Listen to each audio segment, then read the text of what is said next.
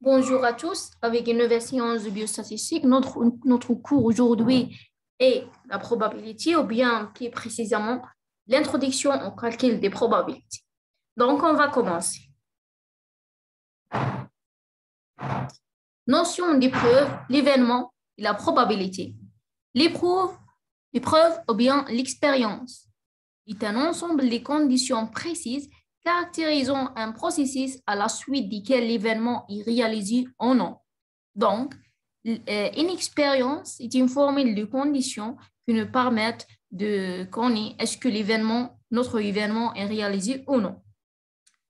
B, un événement. Un événement, c'est l'éventualité qui peut non réaliser durant une épreuve. Ou bien, aussi, on a pour plus comprendre si les circonstances pouvant survenir à l'occasion de cette épreuve. D'accord? Ensuite, pour l'événement, on a deux types. Un événement élémentaire ne peut être pas décomposé, donc un événement qui contient une seule condition. D'accord? Deuxième type, c'est l'événement composé, qui peut être obtenu par une combinaison d'événements élémentaires. Donc, l'événement composé contient plus d'une seule condition. Ensuite, pour exemple, pour mieux comprendre, on a lorsqu'on jette un dé équilibré, d'accord, de 6 faces. Donc, on a un dé de 6 faces, on le jette. On a l'événement 1, avoir le chiffre 6, est un événement élémentaire. Pourquoi? Parce qu'on a dans cet événement une seule condition qui est avoir le chiffre 6. L'événement B, avoir un chiffre pair, est un événement composé de 3 événements élémentaires. Pourquoi? Parce on le jette un dé de 6 faces. L'événement d'avoir un chiffre pair est un événement composé de 3 événements élémentaires qui sont avoir le chiffre 2, avoir le chiffre 4 et avoir le chiffre 6. Ensuite, on va parler de la probabilité. Quand une épreuve peut avoir un résultat d'un ensemble de n cas, et notez bien que n majuscule, c'est le nombre de cas possibles de cette épreuve, et que n minuscule de cas, de 6 cas, n minuscule, c'est le nombre favorable.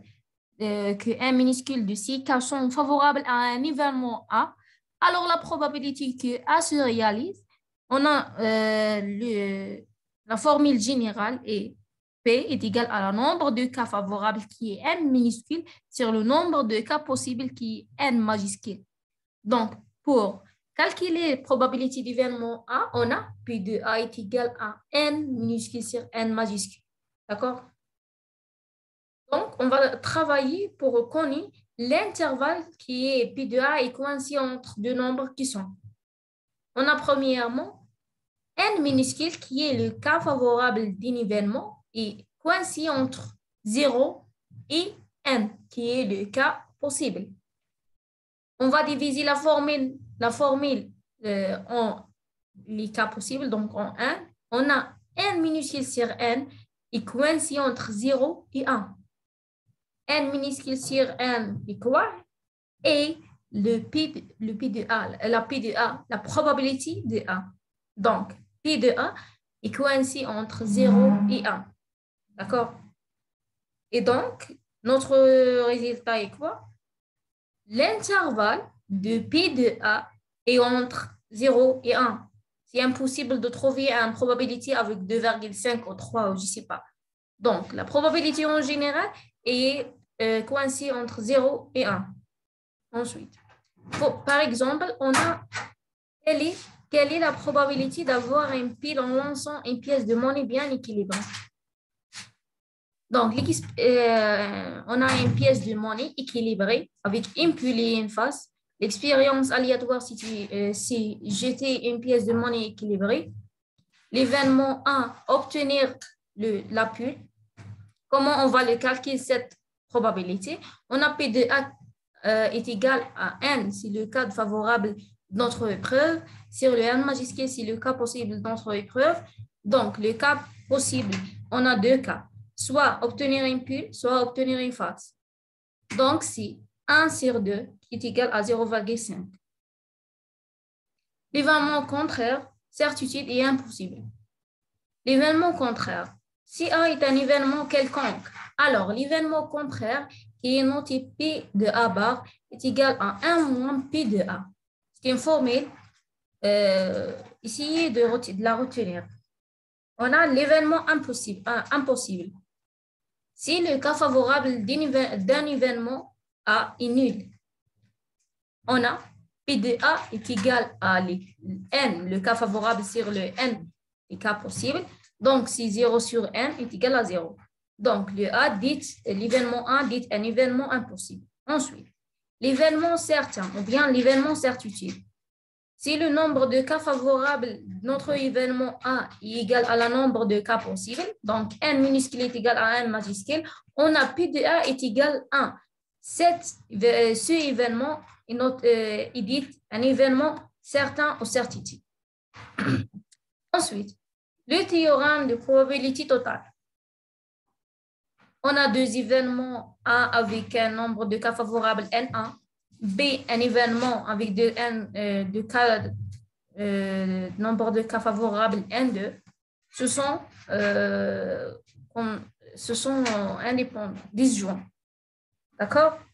On a P de 1 l'union B, c'est le nombre de cas favorables à A ou B. Comment on va le calculer? P de A l'union B est égal à P de A plus P de B. On peut généraliser que P de A1 l'union A2 jusqu'à AN est égal à P1 plus P A2 jusqu'à P de AN. D'accord? Cette formule, c'est pour le premier cas. Le premier cas. Pour le deuxième cas, on a, comme vous arrivez de voir, on a ici deux événements, A et B. Et ici, on a cette intersection qui est notée à l'intersection B. D'accord? La probabilité d'avoir A et B à l'intersection B, c'est dit A et B. D'accord? A et B noté P de A à l'intersection B. Dans ce cas, comment on va le calculer P de A l'union B? P de A l'union B est égal à P de A plus P de B moins P de A l'intersection de B. D'accord? Pourquoi dans l'autre cas, il n'y a pas P de A l'intersection B? Parce qu'on n'a pas cette zone de l'intersection entre les deux événements. Mais dans le deuxième cas, on a cette intersection. Donc, dans le premier cas, P de A, l'intersection de B est égale à 0. C'est pour cela, on a P de A, l'union B, dans le premier cas, est égal à P de A plus P de B. C'est un cas contient dans cette formule générale. D'accord? Donc, si ça, c'est le fin de notre cours. J'espère que vous allez comprendre bien. Si vous avez des questions, vous avez des questions, il y a les commentaires, page Facebook et l'Instagram, c'est Médecine Wafa. Don't forget to subscribe for my channel, like, share for my video. Salam.